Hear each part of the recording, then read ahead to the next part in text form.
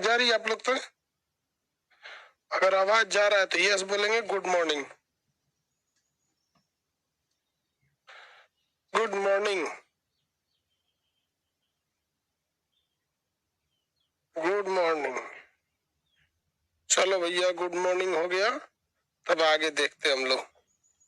Good morning के बाद कल हम आपको कुछ वंशों के बारे में बताए थे, छोटे छोटे वंश थे सब, उनके बारे में हम कल कुछ बताए थे आपको। गुजरात में यहाँ कोई एक छोटा सा वंश था, नाम बताएंगे आप। मध्य प्रदेश में यहाँ एक काकतीय वंश था, जजाक भुक्ति का वंश था। यहाँ पे पूर्वी गंग वंश था। यहाँ गौड़ शासक थे सब, शशांक था एक तो गौड़ में सबसे फेमस। यहाँ पे आपका काकतीय वंश कहिए या चंदेल वंश कहिए। यहाँ पे पूर्वी गंग वंश था, पूर्वी भाग में गंग वंश था। बताइए गुजरात में कौन सा वंश था, बताइए तो। गुजरात के पास कौन सा वंश था? गुजरात के पास कौन सा वंश था? इतना ब्लैक क्यों है? लाइट नहीं जलाए हैं यार, ब्लैक इसलिए है। लाइट जलाने से पहले तो सोच रहा चश्मा पहनना पड़ेगा, तो आँखिए भड़क जाएगा। कौन सा वंश था बाबू? नन्हूक। चंदेल वंश के संस्थापक थे ना। गुजरात में उस समय कौन सा वंश था? नहीं बताएंगे, छोड़ देंगे हम।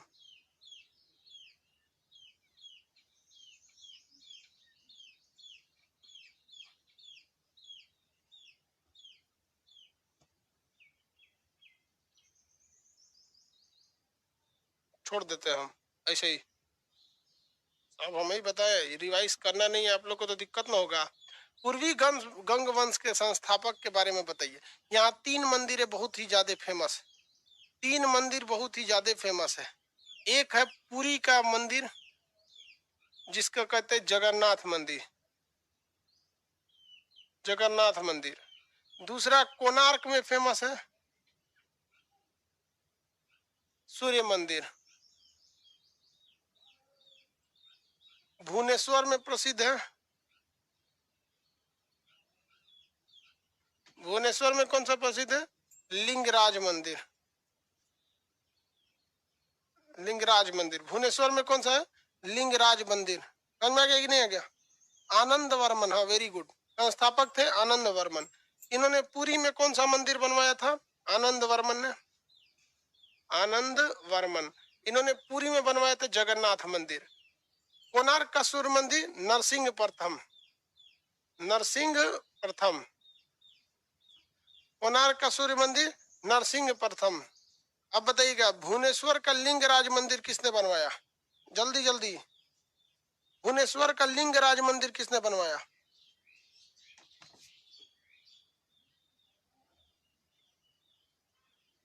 हाँ बस उसमें प्रथम की जगह देव लगा दीजिए, नरसिंह देव। नरसिंह देव, नरसिंह देव। ये मंदिर बड़ी प्रसिद्ध थे उस समय में। कौन सी शैली में बनाए गए थे ये सब मंदिरों की? तो शैली आपको मंदिर शैली अलग से पढ़ाया जाएगा, अलग से मंदिर शैलियों के बारे में पढ़ाएंगे। अब थोड़ा सा उसके आगे बढ़ते हैं।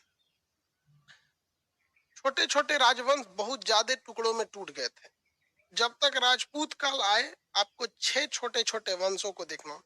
इसमें एक कश्मीर हो जाएगा और कुछ साउथ के एरिया हो जाएंगे। देखिए बाबू ध्यान से, छोटे छोटे राजवंशों में कुछ खास पढ़ना नहीं है, लेकिन छोटा छोटा क्वेश्चन उसमें पूछ देता है।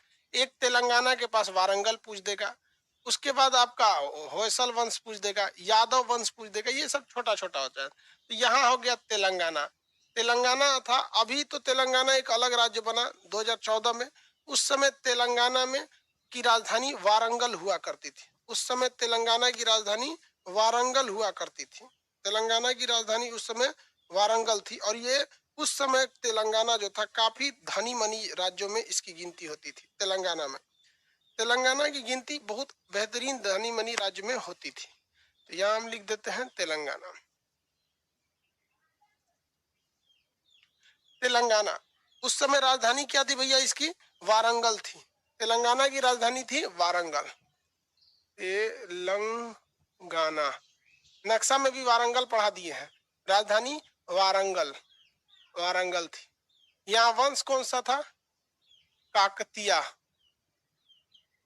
काकतिया वंश, वंश था भैया काकतिया वंश। राज्य थी तेलंगाना। इस वंश के प्रथम संस्थापक बीटा प्रथम थे। कौन थे भैया? बीटा प्रथम, बीटा प्रथम। बीटा प्रथम के समय इस राज्य में इस वंश की स्थापना हुई, काकतिया वंश, जो तेलंगाना में था। प्रारंभिक राजधानी इसकी वारंगल नहीं थी। इसके शासक आए रुद्र प्रथम, रुद्र प्रथम। इन्होंने राजधानी किसे बना दिया? वारंगल को बना दिया, वारंगल को बना दिया। इनके समय में तेलंगाना जो राज्य था वो काफी धनी मनी था, मतलब पैसा वैसा ज्यादा था। इस वंश के एक राजा थे जिनका नाम था प्रताप रुद्र देव। इससे पहले वाले रुद्र प्रथम हो गए, इधर हो गए प्रताप, प्रताप रुद्र देव, प्रताप रुद्र देव, वेद लिख दिए देव, प्रताप रुद्र देव। प्रताप रुद्र देव के समय युद्ध हो गया और ऊपर से आ रहा था अलाउद्दीन खिलजी। ऊपर से कौन आ रहा था? अलाउद्दीन खिलजी, अलाउद्दीन, अलाउद्दीन खिलजी आ रहा था। इसका जो सेनापति था इसका नाम था मलिक काफूर, मलिक काफूर। इसके सेनापति का नाम क्या था? मलिक काफूर नाम था। प्रताप रुद्र देव पर आक्रमण करने के लिए अलाउद्दीन का सेनापति कौन आ रहा था?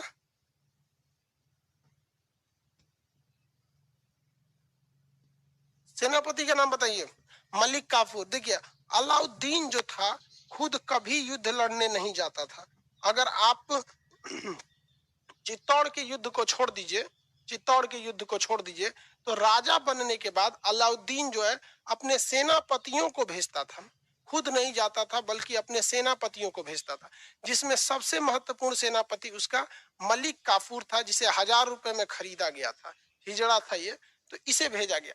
तो प्रताप रुद्र देव जो थे वो अलाउद्दीन खिलजी के सेनापति, किससे लड़ना चाहिए? मलिक काफूर से लड़ना चाहिए, किंतु इन्होंने मलिक काफूर से लड़ाई ही नहीं किया, बल्कि मलिक काफूर के आक्रमण से पहले ही उसकी अधीनता स्वीकार कर लिया। और क्या किया? उसको अपना सबसे प्रसिद्ध हीरा, भारत का जो सबसे प्रसिद्ध हीरा है कोहिनूर हीरा, वो यहीं से इसको दिया गया। तो इसने लड़ने से पहले ही अपनी एक सोने की मूर्ति बनाई। कौन? प्रताप रुद्र। सोना की मूर्ति बनाया, अपना सोने की मूर्ति बनाए और उस मूर्ति को जंजीर से लपेट दिया। इतना बड़ा मूर्ति बनाया अपना और सोने का मूर्ति बनवाया खुद का और उसको जंजीर से लपेट दिया, जो इस बात का संकेत था कि हम आपकी अधीनता स्वीकार करते हैं। और मलिक काफूर को बहुत सारी मात्रा में धन दौलत दिया और साथ में यहाँ पर कोहिनूर हीरा दिया, कोहिनूर हीरा दिया, कोहिनूर हीरा दे दिया यहाँ पर। उसके बाद अधीनता जब स्वीकार कर लिया, तो जब अधीनता स्वीकार कर ही लेंगे तो आपको युद्ध में मारा नहीं जाएगा, आपके साम्राज्य पर इसका अधिकार हो गया। तो ये तेलंगाना का वारंगल वंश था। अब यहीं से आप देखिए ओरिजिन होता है कोहिनूर हीरा का, और यह कोहिनूर हीरा मलिक काफूर को होते हुए खिलजी वंश तक चला जाता है, खिलजी वंश। उसके बाद तुगलक वंश में जाता है, सैयद वंश में, लोधी वंश में, लोधी वंश के बाद मुगल वंश में, मुगल वंश में बहुत सारे राजाओं को होते हुए इस पर आक्रमण हो जाता है नादिर शाह का, वो ईरान लेके चला जाता है, ईरान से इसको सिख छीन के लेके चले जाते हैं, सिखों से अंग्रेज ले लेते हैं, अंग्रेज लेके विक्टोरिया को चले जाते हैं। तो ये कोहिनूर हीरा का एगो अपने ससुरा का इतिहास है, बड़ी बड़ा है। तो वारंगल, वारंगल जो है वो तेलंगाना में स्थित काकतिया वंश की राजधानी थी। इस वंश के संस्थापक बीटा प्रथम, इस वंश के राजा रुद्र प्रथम ने राजधानी वारंगल को बनाया था। इस वंश के शासक प्रताप रुद्रदेव ने क्या हमला, क्या इन्होंने अलाउद्दीन से युद्ध लड़ा था? नहीं लड़ा था, अधीनता ऐसे ही स्वीकार कर लिया। किसी को कोई दिक्कत?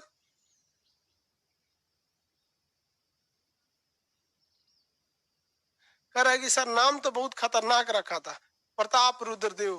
भाई देखिए सबसे बड़ी कमजोरी क्या हो जाती है कि आप कितने भी शक्तिशाली रहेंगे, आप अगर छोटे छोटे राज्यों में बटेंगे तो आपकी फौज भी छोटी होगी, आपका साम्राज्य भी छोटा होगा, तो इधर उधर से 10 जगह से आपको घेर लिया जाएगा।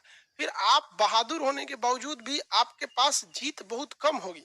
आप अगर देखिए राणा प्रताप को या पृथ्वीराज चौहान को, क्या ये लोग बहादुर नहीं थे? क्या इनके पास नीतियां नहीं थी? सब कुछ था, किंतु साम्राज्य बहुत छोटा था।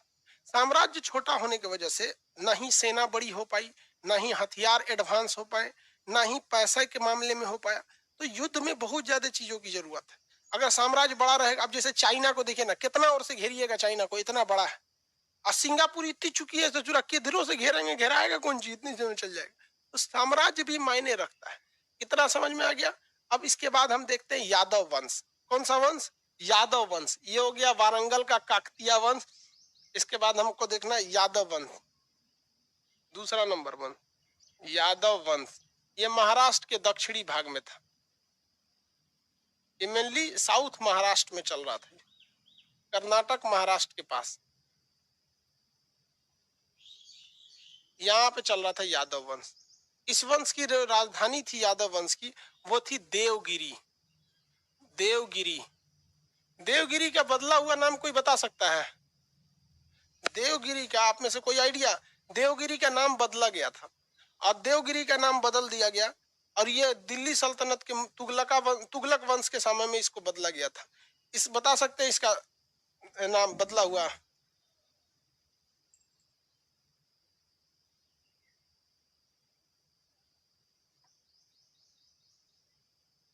नहीं बता सकते?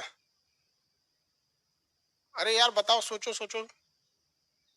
Daulatabad, very good. सोच रहा पागल था मोहम्मद बिन तुगलक, दौलताबाद लेके चला है। देखिए इस वंश, ये जो वंश थे यादव वंश, इसके संस्थापक भिल्लम नाम थे, भिल्लम पंचम, भिल्लम पांच थे, भिल्लम पांच। इस वंश के अगला शासक रामचंद्र देव। देखिए रामचंद्र देव, इससे पहले एक और था, प्रताप रुद्र देव था। हम उसकी बात नहीं कर रहे, हम बात कर रहे हैं किसकी? रामचंद्र देव की। नमवा में कंफ्यूज मत हो जाइएगा, उधर प्रताप रुद्र देव है, इधर रामचंद्र देव है। रामचंद्र देव, दोनों का नाम खतरनाक। इसका भी युद्ध हुआ, किसके साथ हुआ? मलिक काफूर के साथ। अलाउद्दीन ने हराने के लिए किसे भेजा? मलिक काफूर को। नो डाउट सोच रहा मलिक काफूर बड़ी खतरनाक सेनापति था, इसमें कोई डाउट नहीं। बहुत ही निर्दयी था, उसको केवल अपनी जीत दिखती थी, मान मर्यादा उसूल कुछ नहीं दिखता था। ससुरा काट कूट के रद्द कर देता था। तो इसके समय युद्ध हुआ, तो मलिक काफूर ने कहा, किससे कहा? रामचंद्र देव से मलिक काफूर कि आप हमारी अधीनता स्वीकार कर लीजिए। मलिक काफूर ने क्या कहा? आप हमारी अधीनता को स्वीकार कर लीजिए। देखिए हम लोग अभी नीचे आपके जो साउथ में है वारंगल, इन्होंने अभी अपनी अधीनता स्वीकार कर ली है, आप भी अपनी अधीनता स्वीकार कर लिए। रामचंद्र देव ने कहा कि ना भैया, हम अधीनता स्वीकार नहीं करेंगे, मृत्यु स्वीकार है, युद्ध करेंगे। और युद्ध किए इतना बेहतरीन ढंग से। लेकिन हम आपको फिर बता रहे हैं, अगर आपका साम्राज्य छोटा रहेगा, और उस वक्त की लड़ाई घोड़े पे चढ़ के होती थी, उस समय थोड़ी ना राफेल मिग 21 मिग जहाज सुखोई थे, सब अपाची हेलीकॉप्टर लेके चढ़ जाओ, ऐसा नहीं ना था, घोड़े से लड़ाई होती थी।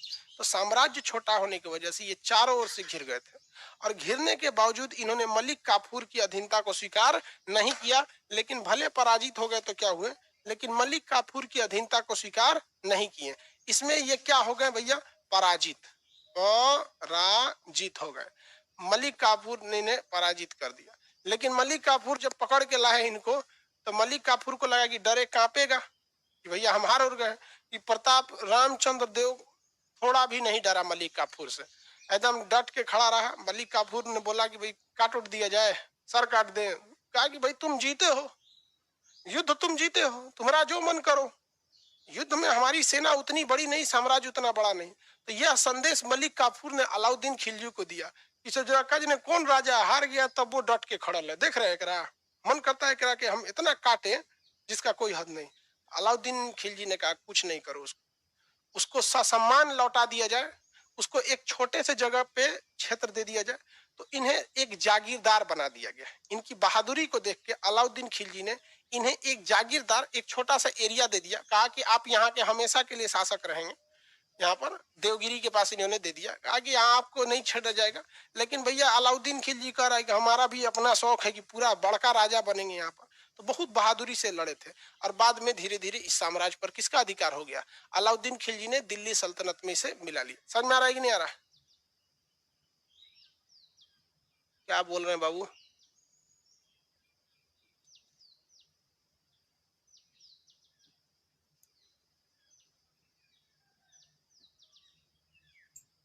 आगे बढ़े।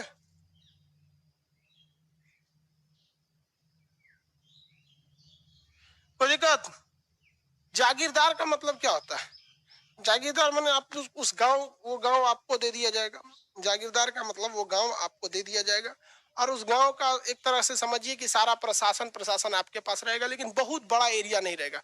एक जिला बराबर साम्राज्य सबके दे दिया जाएगा, उसी को कहा जाता था जागीरदार। वहां पर आप पावर में रहेंगे आप। ये हो गया आपका कौन सा वंश? यादव वंश। कौन सा वंश भाई? यादव वंश। इन यादवों के ही सामंत थे जो थोड़ा सा दक्षिण भारत में। सामंत का मतलब बताइए तो भाई, हम बताए थे आपको सामंत का मतलब। इन यादवों के सामंत, सामंत का मतलब बताइए फटाफट। सामंत का मतलब, सामंत का मतलब क्या था?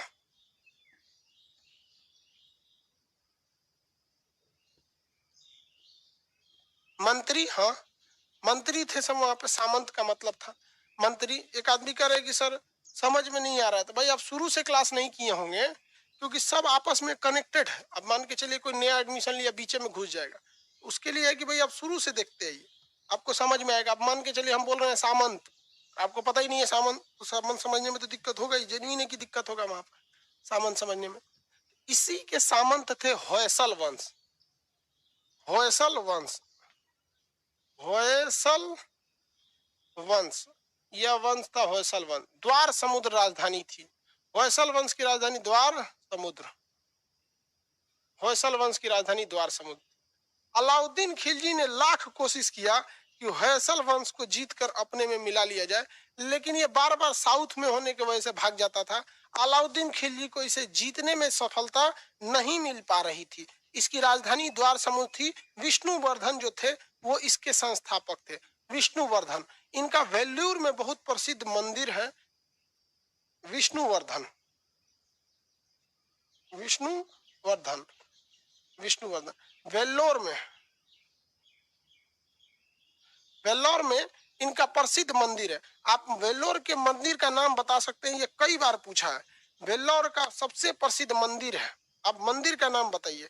चेन्ना केशव मंदिर। वेल्लोर का सबसे प्रसिद्ध मंदिर का नाम क्या है? चेन्ना केशव मंदिर। चेन्ना केशव मंदिर, चेन्ना केशव मंदिर, चेन्ना केशव मंदिर। ये वेल्लूर का सबसे प्रसिद्ध मंदिर है, चेन्ना केशव मंदिर। समझ में गया? चेन्ना केशव मंदिर। आगे बढ़े। होयसल वंश की राजधानी थी द्वार समुद्र। इस पर अलाउद्दीन खिलजी ने मलिक काफूर को भेजकर आक्रमण कराया था। इसके अधिकांश भाग को यह जीत लिया था, लेकिन कभी भी इसको पूरी तरह से पराजित करने का मौका नहीं मिला, क्योंकि ये दक्षिण का एक एरिया था। हालांकि धीरे धीरे होयसल वंश भी समाप्त हो गया था। धीरे धीरे होयसल वंश भी समाप्त हो गया था। इधर वाला कौन सा वंश भैया? वारंगल, काकतिया वंश। काकतिया वंश की राजधानी वारंगल। चलिए फटाफट अब एक बार रिवाइज कराते हैं तीनों वंश के बारे में।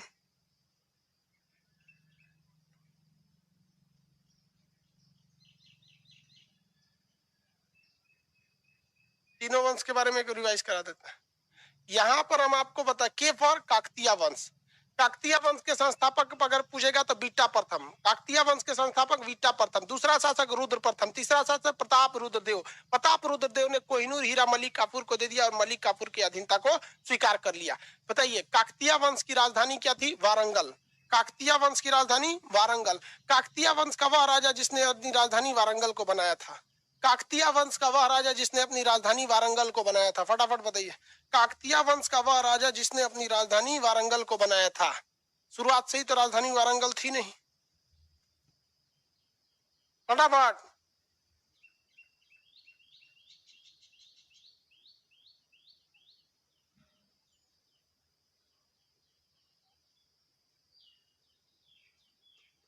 रुद्र प्रथम, रुद्र प्रथम। कलम किधर गया भैया? ये बताइएगा यहाँ पर, ये यादव वंश, यादव वंश के संस्थापक, यादव वंश के संस्थापक का नाम, यादव वंश के संस्थापक का नाम फटाफट बताएंगे। यादव वंश के संस्थापक का नाम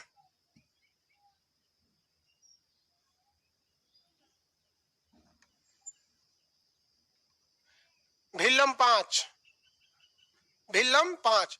यादव वंश का सबसे योग्य शासक का नाम था रामचंद्र देव। क्या नाम था? रामचंद्र देव। याद रखिएगा, ये क्वेश्चन पूछा हुआ है एसएससी में। एसएससी में क्वेश्चन पूछा था कि अलाउद्दीन खिलजी ने किस वंश के किस राजा को जागीरदार बनाया था? किस राजा को जागीरदार बनाया था? तो अलाउद्दीन खिलजी ने यादव वंश के राजा रामचंद्र देव को पराजित करा दिया था मलिक काफूर के द्वारा, किंतु युद्ध में उनके द्वारा दिखाए गए असाहस, पराक्रम और वीरता को देखते हुए उनके आत्मसम्मान को लौटाया, किंतु उनके क्षेत्र को लेकर और एक जगह का क्या बना दिया था? वो बना दिया, क्या क्या बोलते हैं, जागीरदार। मतलब वो क्षेत्र उन्हें सौंप दिया, और वो भी केवल किस वजह से? वीरता को देखकर। नहीं, अगर वीरता नहीं दिखाते, कहते माफ कर दीजिए, ही कर दीजिए, गलत। ये सब एक हिंदुस्तान में ना, ये सब चीज एक से एक वीर राजा रहे हैं सब। चाहे वो राजस्थान के देखें, अभी तो राजपूत काल आएगा तब तो उसमें बताएंगे वहां के शासकों के बारे में। यादव वंश जो था वो मिला लिया गया अलाउद्दीन खिलजी में। इसके बाद नीचे वाला वंश था होयसल वंश। होयसल वंश के संस्थापक विष्णुवर्धन, इन्होंने चन्ना, यहाँ पर एक प्रसिद्ध मंदिर बनाया गया था बेल्लोर में, चन्ना केशव मंदिर। पूरी तरह से होयसल वंश को जीतने में अलाउद्दीन खिलजी सफल नहीं हो पाया था। इसकी राजधानी क्या थी? द्वार समुद्र। क्वेश्चन आएगा वह कौन सा ऐसा जगह था जिसे अलाउद्दीन खिलजी नहीं जीत पाया था? तो द्वार समुद्र। कौन सा जगह था जिसे नहीं जीत पाया? तो होयसल वंश के अधिकांश भाग को जीत लिया, लेकिन द्वार समुद्र को नहीं जीत पाया था। ये भी क्वेश्चन पूछा हुआ है। अलाउद्दीन खिलजी ने कौन से क्षेत्र को नहीं जीत पाया? तो द्वार समुद्र को नहीं जीत पाया। किसे नहीं जीत पाया? द्वार समुद्र को नहीं जीत पाया। तो याद रखेंगे बाबू, यहाँ से टिपिकल क्वेश्चन उठाता है। एक तरह का आप कह लीजिए तो ये वन लाइनर क्वेश्चन यहाँ से उठाया जाता है। सीधी सी बात करेंगे। काकतीय वंश की राजधानी वारंगल, यादव वंश की राजधानी देवगिरी, जिसका अभी का नाम दौलता वंश है, होयसल वंश की राजधानी द्वार समुद्र। सीधा सीधा क्वेश्चन। अलाउद्दीन खिलजी किस जगह को नहीं जीत पाया? होयसल वंश को तो जीत लिया, लेकिन द्वार समुद्र को नहीं जीत पाया। अलाउद्दीन खिलजी का सेनापति मलिक काफूर। किस राजा ने मलिक काफूर की अधीनता स्वीकार कर लिया था? तो प्रताप रुद्र देव ने। अधीनता स्वीकार करने के लिए उसने क्या बोला था? अपनी मूर्ति बनवाई थी और उस मूर्ति को जंजीर से लपेट के दिया था कि भैया हम अधीनता स्वीकार कर रहे हैं, और ढेरों धन दौलत देके, कोहिनूर हीरा देके अपनी जान बचा लिया और अपने आप को समर्पित कर दिया। किस शासक की वीरता को देख के अलाउद्दीन खिलजी ने उसे जागीरदार बना दिया? तो रामचंद्र देव। रामचंद्र देव क्या युद्ध में जीते? नहीं, लेकिन युद्ध में बहुत ही वीरता से लड़ने के कारण उन्हें उनका साम्राज्य मतलब जागीरदार बना दिया गया। किसी को दिक्कत? यहाँ तक में ये छोटे छोटे राजवंश में आपको बहुत ज्यादा नहीं पढ़ना है। जैसे कैसे साउथ में था संगम काल वगैरह वगैरह, एक लंबा सिस्टम था। इसमें क्या था, ये लोग छोटे छोटे राजा हो गए, और यही कारण बन रहा है। देखिए, इतना छोटे छोटे साम्राज्य बन रहे हैं कि विदेशी आक्रांताओं एक मौका मिल रहा है भारत में, यहाँ की राजनीति व्यवस्था को देखते हुए, ताकि वो यहाँ पर आक्रमण कर सके। अब इसी दौर में चालू होता है राजपूत काल। अब ये राजपूत काल से पहले कश्मीर का इतिहास देखते हैं। कश्मीर के इतिहास को देखने से पहले आपको पता होना चाहिए कि हमने आपको एक, जब अशोक पढ़ा रहे थे तो आपको बताए थे कि अशोक ने श्रीनगर शहर की स्थापना किया और वहां के विद्रोह को दबा दिया, और यहाँ के विद्रोह को दबाने में अशोक सबसे खतरनाक साबित हुआ। अशोक द्वारा इस विद्रोह को दबाने की चर्चा, अर्थात कश्मीर का संपूर्ण इतिहास या कश्मीर की ज्यादातर जानकारी किस पुस्तक से मिलती है? कश्मीर की ज्यादातर जानकारी किस पुस्तक से मिलती है? फटाफट बताएंगे।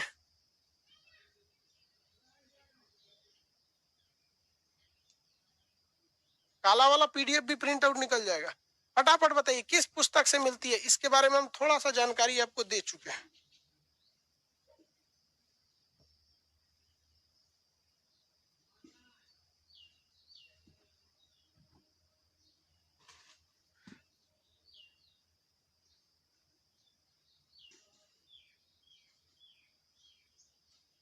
कल्हन की रचना राजतरंगिणी। Very good.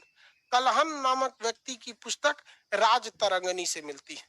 राजतरंगिणी से मिलती है। किससे मिलेगी भैया? राजतरंगिणी से मिलती है। कल्हन की पुस्तक राजतरंगिणी से मिलती है, कश्मीर के इतिहास के बारे में। ये जो कश्मीर का इतिहास है, इसमें पुस्तक हो गई कल्हन की पुस्तक राजतरंगिणी से, और इसमें मेनली तीन तीन राजवंशों की जानकारी मिलती है। कितने राजवंश की जानकारी? 3 वंश में। कारकेट वंश, उत्पल वंश, वैसे उल्टा लिख दिए, उत्पल वंश और लोहार वंश,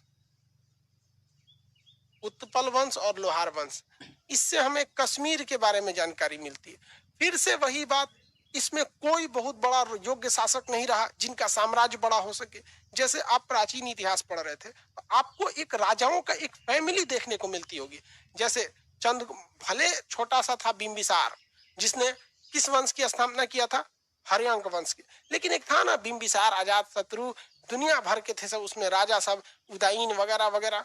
आप अशोक की चंद्रगुप्त मौर्य की फैमिली को देखेंगे, चंद्रगुप्त मौर्य, बिंदुसार, अशोक, दुनिया भर के बड़े बड़े कारनामों को इन्होंने किया था ये लोग ने।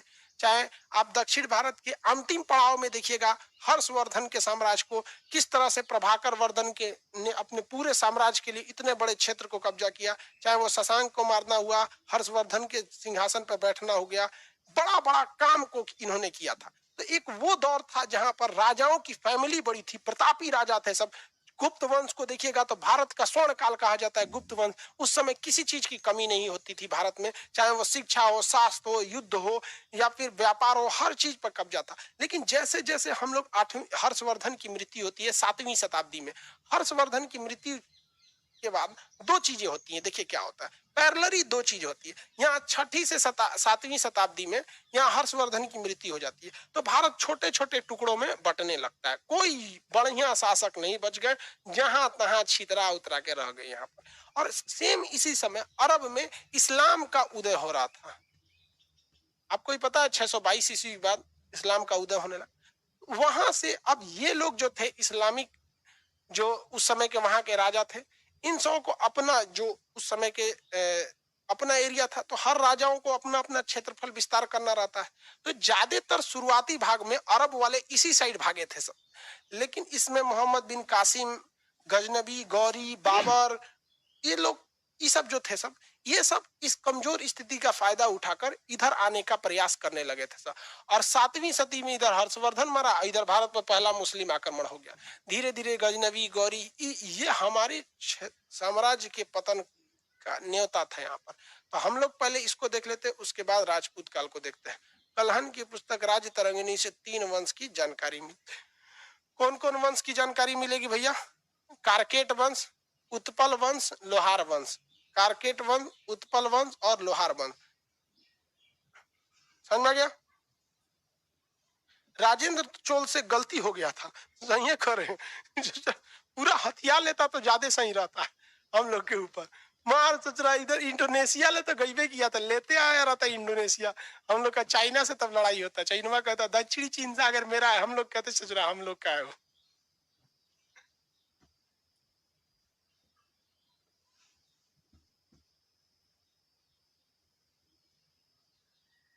आगे बढ़े।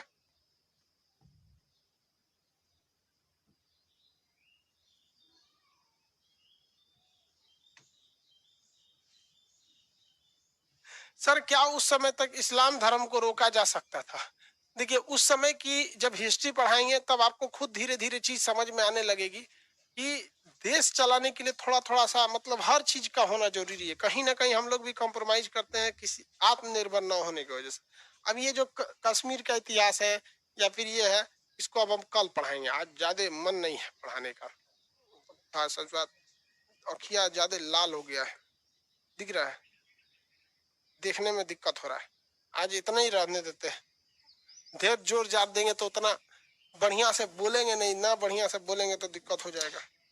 आज के लिए कम में भर, शाम में वाला क्लास, हाँ सर मैप वाला क्लास होगा। अभी थोड़ा सा कंटिन्यू बोल रहे, थोड़ा सा दिक्कत हो जाता है। मैप वाला क्लास होगा और शाम में भी अब मैप का क्लास और ज्योग्राफी का क्लास हो जाएगा, ठीक है, शाम में भी। अब इसको थोड़ा सा रहने देते हैं। एक्चुअली क्या है ना कि लिंकअप होता है, तो एक होता है ना कि एक तो तबीयत अंदर से एकदम हरिहर रहता है, तो तनी मार युद्ध, अरे युद्ध उद्ध के बाद बोलने के लिए मन में भी एगो युद्ध वाली भावना रहनी चाहिए। मार होकर तनी से होता है ना, तो ऐसा डाउन रहता है तो मजा नहीं आता है युद्ध वाला बात पढ़ाने में। डाउन रहता है तो नॉर्मल चीज पढ़ाओ समझ में आता है, युद्ध में युद्ध जैसा भावना भी होना चाहिए, ठीक है। आसाम वाला भी क्लास लेंगे। अभी सारा क्लास चलेगा, थोड़ा थोड़ा कम, 10-10 मिनट सब में से काट लेंगे, चल जाएगा। शाम में भी क्लास होगा भाई।